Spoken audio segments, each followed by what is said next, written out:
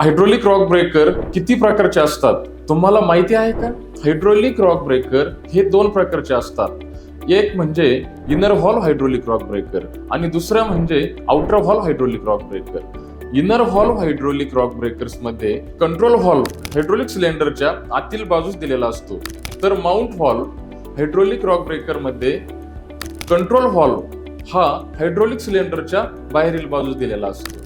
दोन्हींमध्ये कंपॅरिझन पाहायचे झाले तर परफॉर्मन्ससाठी इनर हॉल रॉक ब्रेकर हे फायदेशीर ठरतात, तर अगदीच हेवी ड्युटी कामासाठी outer hall hydraulic rock breaker फायदेशीर ठरतात. जर तुम्ही छोट्या किंवा मध्यम कामांसाठी रॉक ब्रेकर घेत आहात तर इनर हॉल रॉक ब्रेकर तुमच्यासाठी फायदेशीर ठरतील.